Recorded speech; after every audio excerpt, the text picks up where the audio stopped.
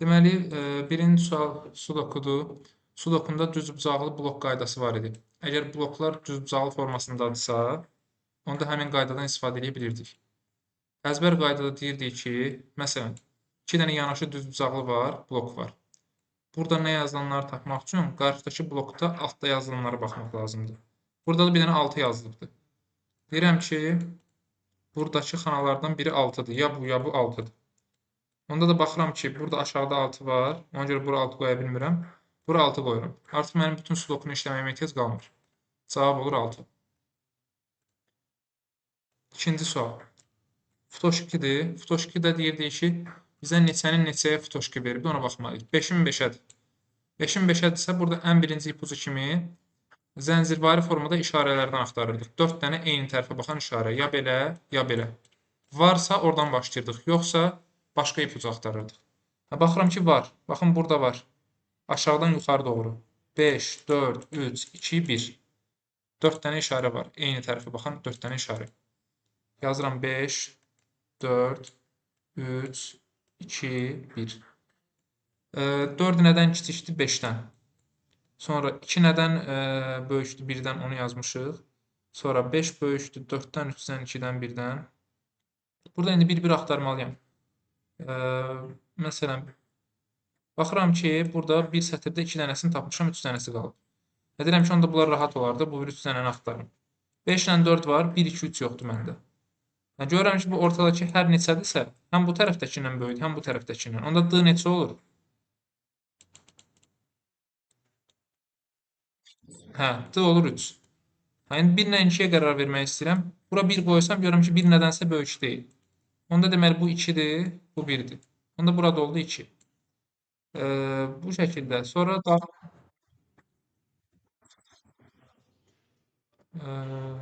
hə bu, hə. Hə, bu da oldu 1. Sonra 3 nədən böyükdür? Bura 2 yaza bilərəm, 1 yaza bilərəm. 1 varsa, onda olacaq 2. Hə, 2 kiçikdir 3-dən, 4-dən, 5-dən. İndi 5 var burada. Bura ya 3 yazmalıyam, ya 4. İndi hansıdır? Hələ ki bilmirəm. Sonra davam edirəm. Məsələn, deyirəm ki, onda baxın bu sətirdə də mən bu sütunda mən ikisini tapmışam, 3-ü qalıb. 1 ilə 2 var əlimdə, 5, 4, 3 yoxdur. Görürəm burada 2 dənə böyüklük işarəsi var.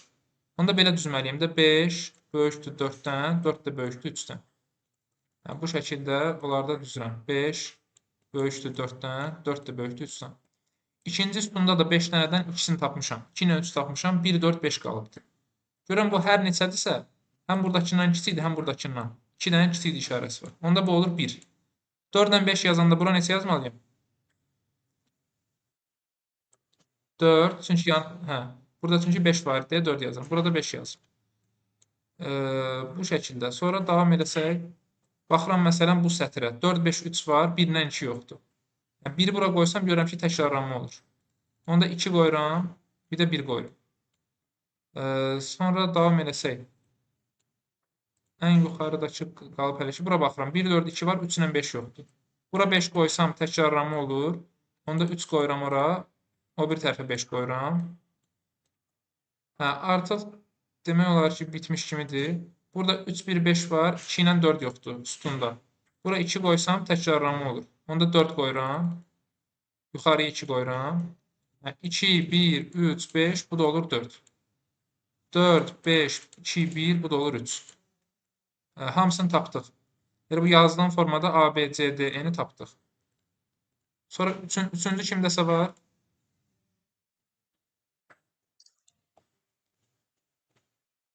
Kaprodur. Kaproda əvvəlcə bunu bilirik ki, bu kvadrat xanalarda yazılanların cəmi üçbucaqdakını verməlidir. Bundan başqa bilirik ki, kakroda təkrarlanma olmaz. Sonra bilirik ki, kakroda 1-dən 9-a kimi rəqəmlər işlənməlidir. Və bilirik ki, kakroda bu tərəfdə dayanan üçbucağın içindəki ədədlərin cəmi bu biri ikisinin cəminə bərabər olmalıdır. 3 ilə 8-in cəmi 11-dir. Bu 5-dirsə, bu biri 6 olmalıdır. 5 ilə 6-nın cəmi də 11 verir. Sonra bizim üçün burada bu A-nı tapmağı bilmirdiniz. Ümumiyyətlə, kakron anladım. Anladım. Necə?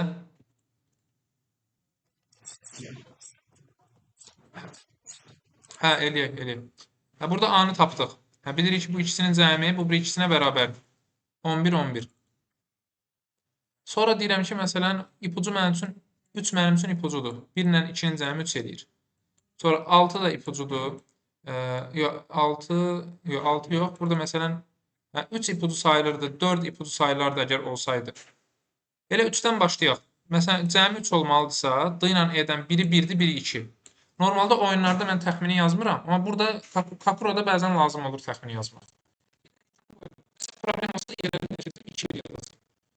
2-nin cəmi 3 verdi. İndi cəmin 6 olması üçün 2 var, bir dənə 4 qoyuram. Sonra cəmin 8 olması üçün 4 qoymuşam, bir dənə 4 qoyuram, təkrarlanma oldu. Təkrarlanma olursa bu artıq qayda pozuntusu hesab olunur. Deməli, mən orada 1 ilə 2-nin yerini dəyişməliymişəm. 3 almaq üçün bura 2 qoyuram, bura 1 qoyuram, 3.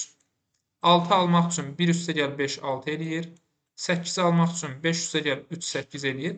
Hətta baxıram ki, 2 ilə 3 toplamışam, 5-i də verir. Hamısı ödədi. Heç bir təkrarlama olmadı. 2-nin 2-yə kalkulalarda 3 rəqəm bizim üçün ipucu sayılır. 3 çünki sadəcə 1 ilə 2-nin cəmidir. 4 sadəcə 1 ilə 3-ün cəmidir. Bunlar bir də ki 16 ilə 17 var idi. Onlar da ipucu sayılır. 16 7 ilə 9-un cəmidir. 17 də 8 ilə 9-un cəmidir. İndi hansı varsa onu işlədirik. 3 var idi, mən 3-dən başladım. Bu şəkildə. Sonra deyir ki, A, C-dir, çıxılsın B, E. Yəni tapdıqlarımızı yerinə qoyub bir-birindən çıxırıq. 4 var kimdəsə?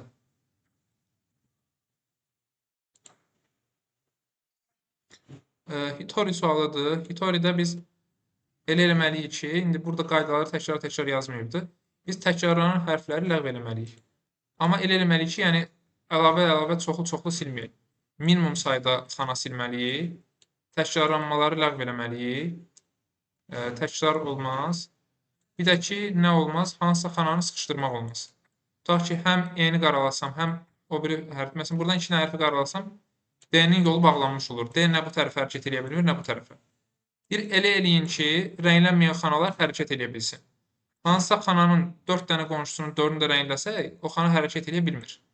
Məsələn, B hərfini biz burada yolun bağlamış oluruq. Ya sətr üzrə, ya sütun üzrə o xana hərəkət edə bilməlidir. Yolun bağlayırıqsa bu qayda pozuntusudur. Sonra nə edirdik? Başlayırdıq sətirlərdən başlayırdıq, silə-silə gedirdik. Deyirəm ki, məsələn, birinci sətirdə 2 dənə D var. Sətirlərə bir-bir baxacam. Sətirlərə bitəndən sonra sütunlara bir-bir baxacam. Ən sonunda bir dəfə də yoxlayacam. Əgər problem qalmasa cavab götürəcəm. Birinci sətirdə 2 dənə D var. Deyirəm ki, hansını silim? Baxıram ki, bu D-nin altında heç nə yoxdur. Bu D-nin altında bir dənə D var. Deməli, bu ikinci D-ni silməyim çox daha sərfəlidir. Yəni, silmək yerinə bunları dairəyə alım ki, birdən hərf lazım olsa oxuya bilək ki, içində nə yazılır. İkinci sətirdə təkrarlanma yoxdur. Üçüncü sətirdə C, B, A-dır. C-lardan birini silməliyəm. Baxıram ki, bu C-nın da üstündə və altında heç nə yoxdur. O biri C-nın da üstündə və altında heç nə yoxdur. Onda qərar verə bilmirəmsə, sadəcə bura bir dənə işarə qoyuram, birazdan qayıdacam bunlara. A, D, E, C, B. Burada təkrarlanma yoxdur. E, A, B, D-dır. Burada təkrarlanma var. D-lardan biri getməlidir. D-lardan hansı gedəcək burada?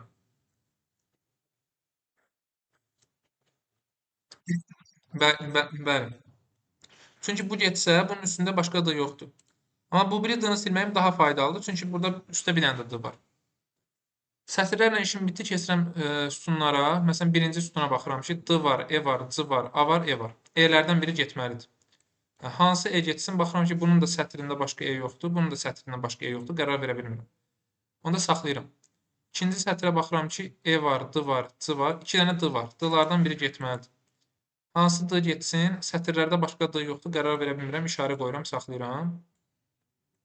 Üçüncü sütuna baxıram ki, A, C, B, E, B. 2 dənə B var. Biri getməlidir. Bunlardan hansı getsin? Burada başqa B yoxdur. Burada da başqa B yoxdur. Qərar verə bilmirəm. Hələlik saxlayıram. Dördüncü sətirdə B, B, A, C-dir. Bunlardan bunu silsəm, 2 dənə qonşu xana silinmiş olur.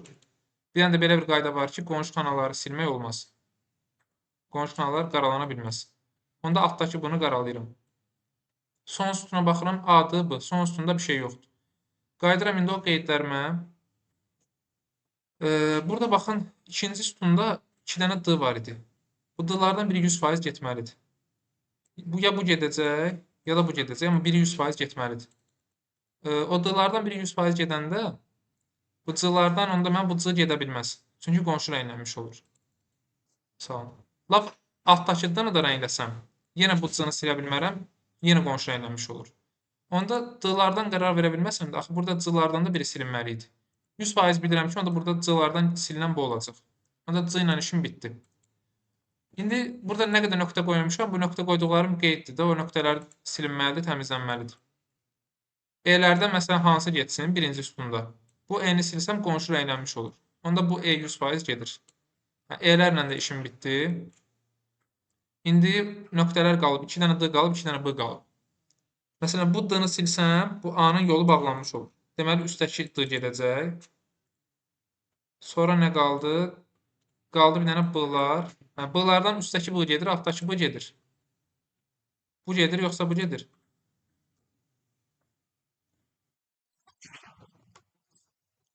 Bəli. Əgər mən bunu rəngləsəm, buradakı hərflərin hamısını sıxışdırmış oluram. Heç biri hərəkət edə bilmir, yol bağlanır.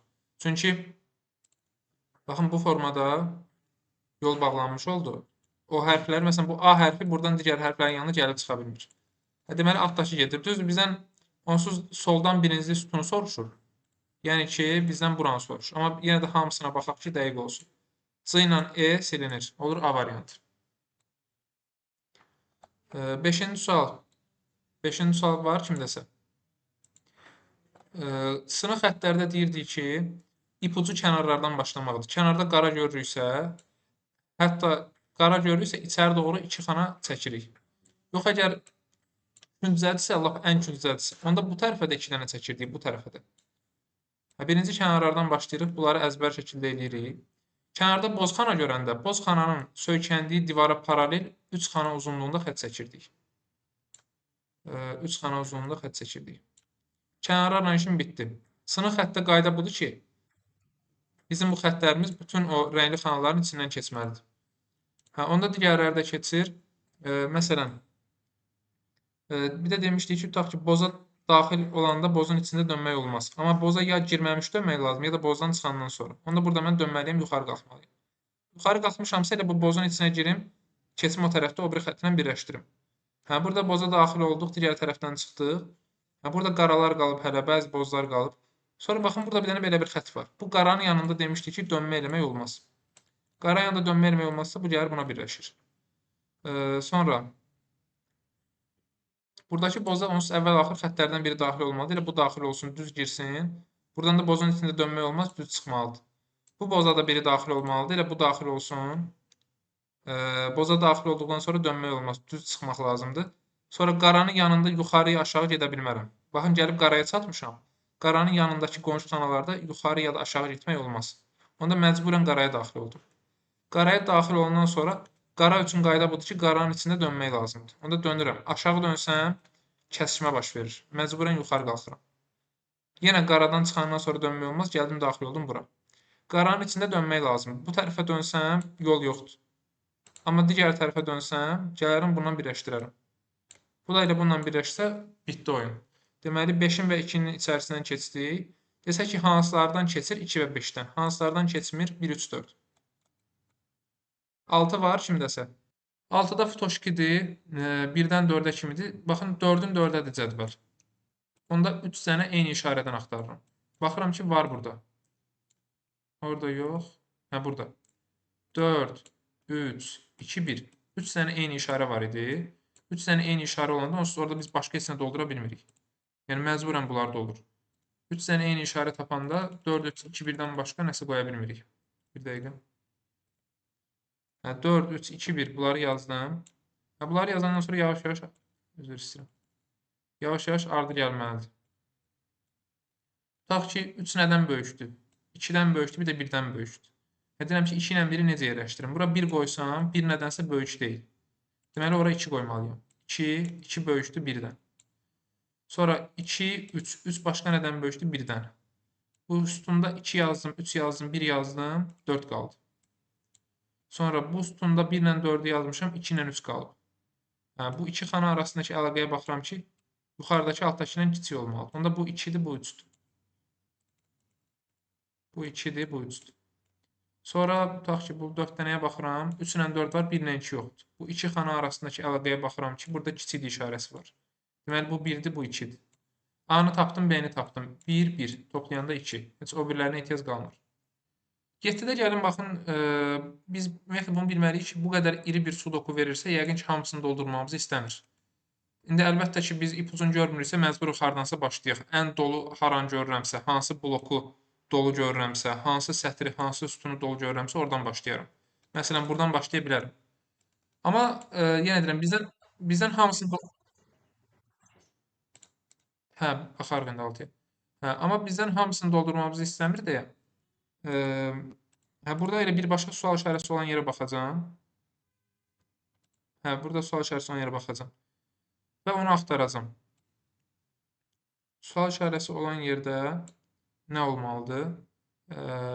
1, 5, 6, 7. Məsələn, 4, 2, 3 var. 1 yoxdur, 5 yoxdur, 6 yoxdur, 7 yoxdur. Deməli, bu sətirdə bir dənə 1 yazılmalıdır, bir dənə 5 yazılmalıdır, bir dənə 6, bir dənə 7. Olmayan rəqəmlərə baxıram. Məsələn, deyirəm ki, bu sətrin burada ətraflarda 1 görürəm deyə. Ola bilər ki, yəni, hə, deməli, məsələn, bura 7 yaza bilmərəm. Düzdür, məntiqlidir. Məsələn, 7 yaza bilmərəm. Onda ya 1 yazacağam, ya 5 yazacağam, ya 6 yazacağam bura. Hə, sonra məsələn deyirəm ki, bu sətrin birini axtarım. Bu sətirdə mən bura 1 qoya bilmirəm. Çünki həmin o blokda 1 var. Baxın, bu blokun içində bir dənə 1 var. Ora 1 qoya bilmirəm. Sonra mən burada 1 var deyə buradakı xanalara da 1 qoya bilmirəm. Baxın, bu blokda da 1 qoya bilmirəm. Bura 1 qoya bilmirəm, bura qoya bilmirəm, bura qoya bilmirəm. Məcburən elə bu sual işarəsinin yerində 1 buraya yazılır. Həmin sətrin biri buraya yazılır. Amma yenə də biz bunu görməsək də hissə-hissə doldura-doldura da axtara bilərdik. Amma ki, belə iri sudoku verəndə birinci gedib orada ipucu axtarmaq lazımdır. Elə birinci sual işarəsinin yanında nələrsə axtarmaq lazımdır. Yəni orada mən deyirəm ki, tutaq ki, onun sütununda 2 var, 3 var, 7 var. 2, 3, 7 olmaz. Sətrində 4 var, 4 olmaz. Ya 1-dir, ya 5-dir, ya 6-dır. Sonra 1, 5, 6-nı başladım axtarmağa. Dedim ki, sual işarəsinin yerə nə qoyaq? Hə, dedim ki, gördüm ki, burada 1 var deyə dedim ki, buralarda 1 olmaz, burada 1 olmaz blokda. Burada 1 var deyə buradakı blokda 1 olmaz. Onda bu sətrin biri ilə məcburən bura qaldı. Heç 5 ilə 6-ya ehtiyac qalmadı. Cavab oldu A variantı. Hitori sualdır yenə. Baxıram, birinci sətirdə 2 dənə A var. A-lardan biri getməlidir. Bu A getsin, yoxsa bu A. Görürəm ki, bunun altında bir dənə də A var. Deməli, bunu silmək daha faydalıdır. Bunun altında başqa A yoxdur. Onda bu ikinci A-nı qaralayıram. İkinci sətirdə E, D, A, C-dir. D-lardan biri getməlidir. Bu D-nın altında bir dənə də D var. Hətta mən baxıram ki, burada 3 dənə D yanaşıdır. Təkrarlanmalar ləğv olmalıdır. Bu oyunun qaydası budur. 3 dənə D-dan onda ikisi getməlidirsə, yanaşı olanlar gedə bilməz. Deməli, aralı dayananlar gedəcək. Bu D-nı silirəm, bir də bu D-nı silirəm. Normalda sıra ilə gedirdim, amma belə bir dəqiq bir şey görəndə onu işarələyirəm. Üçüncü sətrə keçirəm. C, D, C, A, E. C-lardan biri getməlidir. Baxıram ki, bu C-nın üstündə və altında başqa C yoxdur. O biri C-nın üstündə bir dənə də C var. Onda bu C 100% gedəcək. Dördüncü sətirdə D, B, C, C. C-lardan biri getməlidir. Bu C-nın üstündə bir dənə də C var. Ona görə bunu silirəm. Ən aşağıda da B, A, E, D, D. Bu D-nı silsəm qonşu xananı silmiş olacağım. Deməli, o biri D gedir. İndi sütunları yoxlamalıyam. A, E, C, D, B. İkinci sütunda E, D, A. Üçüncü sütunda C, A, B, E. 4-də də nəsə yoxdur. 5-də də nəsə yoxdur. Dedik ki, soldan birinci sütun. Soldan birinci sütunda nə rənglənəcək? Baxıram ki, soldan birinci sütunda heç nə rənglənməyəcək. Cavab olur heç biri. 9. 3-ün 3-ə kakrolar üçün bizdə ipucu 6-dır, 7-dir, 23-dür, 24-dür. 6-nı 1-in, 2-nin, 3-ün cəmi şəklində ala bilirik. 7-ni yalnız 1-in, 2-nin, 4-ün cəmi şəklində ala bilirik. 23-ü alırıq 9 üstəgəl 8 üstəgəl 6. Başqa heç cür ala bilmirik təkrarlanma olmadan. Bir rəqəmli olmalıdır. 1-dən 9-a kimi olmalıdır. Təkrarlanma olmamalıdır. 24 də çox böyükdür deyə ancaq 9, 8, 7 kimi alırıq. İndi burada hansı varsa onu istifadə edək. Məsələn 7 var, 6 var. Hə, bunlardan başlayacağam. Gedirəm onların yanında onların rəqəmlərini yazıram. 1, 2, 3. 7-nin yanında yazıram ki 1, 2, 4. İndi necə düzəcəm? Burada adətən bir dənə də böyük, başqa bir böyük rəqəm verir. 23 ilə 24 qədər dəqiq olmasa da bu başqa bir böyük rəqəm də bizim üçün faydalı olur. Tutaq ki, nə mənada fayda olur? 7-nin rəqəmlərini düzəndə mən bura 1 qoysam, tutaq ki, 1, 2, 4 qoyacam. Baxın, rəqəmlərin cəminin 20 olması üçün 20-dən 1 çıxanda 19 qalır. Heç bir 2 rəqəmin cəmi 19 eləmir. Ora mən 2 qoysam, 20-dən 2 çıxanda 18 eləyir. Heç bir 2 rəqəmin cəmi 18 eləmir. Onda mən ora məcburən, bu 1, 2, 4 arasında məcburən bura 4 qoymalıyım. 20-dən 4 çıxanda 16 qalır. Hə, deməli, burada nə olacaq? Hansı 2 rəqəm cəmi 16 verir? Hə, 9, 7. Burada yazıram 9 ilə 7. İndi birazdan yerləşdirəcəm. Çünki təxmini yerləşdirmək istəmirəm. Əslində dəqiq də yerləşdirə bilərmi? Bir dənə yoxlasaq. Bura 9 qoysam, 3-ünün cəmi mənə 11 verməlidir. 9 qoymuşam, sonra 1, 1 olacaq. 11 olması üçün təkrarlanma olur. Onda mən dəqiqləşdirə bildim. Deməli, onda bura 9 olmaz, 7 olar. Bura 9 oldu. Gedək 6 üçün də baxaq. 6 üçün də bənzər bir şey var. Mən bura 1, 2, 3-ü qoyanda burada da cəmi 20 eləməlidir. Baxın, 20-dən bu 2-ni çıxanda 18 qalır. Bir dənə də burada 9 var. Ona görə burada 9 qoyum ki, 20 eləsin. Alınmadı. Onda mən ora 1 də qoysam yenə alınmayacaq. Deməli, ora böyük bir şey qoymalıyım da, yəni 20 verməsi üçün. 9-dan 1 qoyanda 10 eləyir. Gərək 10 qoyum, alınmadı. Onda 6-nın rəqəmləri məndə 1-dir, 2-dir, 3-dür. Onda 3 qoyaq. 3 qoysam, D-nın yerinə 3 qoysam. Onda F neçə olur?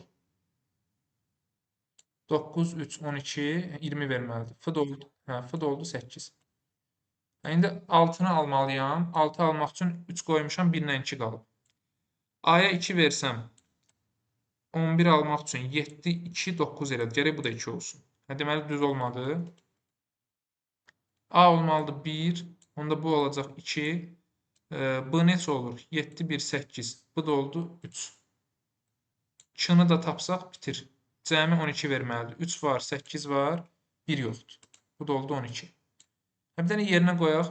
Deyəsən orada cavabda D verilibdir. Bir dənə yoxlayaq görək hansıdır. Ola bilsin ki, nəsə cavabda da səhv gələ bilər də toplayanda. Əsas odur ki, biz bitirdik. Heç bir qayda pozuntusu yoxdur. Hamısı ödəyir. Heç bir təkrarlanma da yoxdur. Sətirdə təkrarlanma olmamalıdır. Bir də ki, sütunda təkrarlanma olmamalıdır. Belə ümumi bütöv cədvəlin içində məsələn 2 dənə burada 2 dənə 3 görürəmsə, orada problem yoxdur. Yəni bu da 3-dür, bu da 3-dür. Heç bir problem yoxdur. Sətirdə və sütunda təkrarlanma olmamalıdır. A üstəgəl C. Üstəgəl D, üstəgəl F. Üstəgəl 2. Üstəgəl N. Bunları bir dənə toplasaq 8, 11, 19, 24. Düzdür? 8, 11, 19, 20, 24. Çıxılsın M, E, B. M-nın qiyməti 2-dir. E-nin qiyməti 9-dur. Bunun qiyməti 3-dür. Elə bunları bir dəfəlik çıxaq. 11, 14. 24 çıxsın 14 eləyir 10. Burada cavab 10-dur. Ola bilsin ki, orada nəsə səhvən 9 verilir. Cavab olur C variantı. Ona da baxırıq. Qıraqda qara görürəmsə, əzbər qaydada 2 dənə çəkirəm. Qıraqda boz görürəmsə, bozun divarına paralel 3 xana uzunluğunda xətt çəkirəm. Bunu da demişdik ki, kənardakı boza bitişik olan bir dənə də boz varsa, onun da xətti elə ona paralel çəkilməlidir. Bunlar bitəndən sonra isə qalanlarını artıq fikirləşə edirik. Bunları əzbər edirik, sonra keçirik qalanlarına. Tutaq ki, bu qaranın içinə bir dənə xətt daxil olmalıdır. Bu xətt sola dönə bilməz. Qaranın yanında dönmə olmaz. Ona deməli elə o qaraya o daxil olmalıdır. Qaraya daxil olandan sonra qayda var ki, qaranın içinə 90 dərəcə dönmək lazımdır. Deməli bu tərəfə dönürük. Qaradan çıxandan sonra dönmək olmaz. Onda bir dənə də gəlirəm bura. Boza daxil olandan sonra da dönmək olmaz. Onda bir dənə də gəlirəm bura. Bu dayanır burada. Sonra bu xətt onda yuxarı qalxa bilməz. Yol yoxdur. Onda bu da düz gedir. Düz gedir, gəlir qalır burada. Bunlar hələlik qalsın. Bilmirəm nəyi hara birləşdirim. Bunu bura birləşdirsəm, bu qalır havada. Belə gedə bilmir, belə gedə bilmir. Deməli, bunlar bir-birinə birləşməlidir. Onda bunların da yolu yoxdursa, bir-birinə birləşməlidir. Sonra bu dönüb buradan qaraya daxil ola bilməz. Qaranın yanında dönmə olmaz. Onda bu buradan düz gəlməlidir. Düz gəlirsə, yəqin ki, bunlar bir-birinə birləşəcək. Onda qaraya hansı xətt daxil olacaq? Bu xətt. Gəlsin, qaraya daxil olsun. Sonra da yuxarı dönmək onsuz da mümkün deyil. Aşağı doğru dönsün. Qaradan çıxandan sonra dönmək olmaz. Onda bir dənə də gəlsin. Demək olar ki, hamısı bitdi. Cavab hələ tam birləşdirməmişəm. Burada boza daxil olmalıyıq. Fərqi yoxdur. Bu da daxil olsa, bu da daxil olsa eyni şeydir. Bunlar birləşir bir-birinə. Bunlar da bir-birinə birləşsin. Çünki axırda xəttlər hamısı bağlanmalıdır. 1-dən keçdik, 5-dən keçdik, 3-dən keçdik. Hansılardan keçmədik? 2-dən və 4-dən.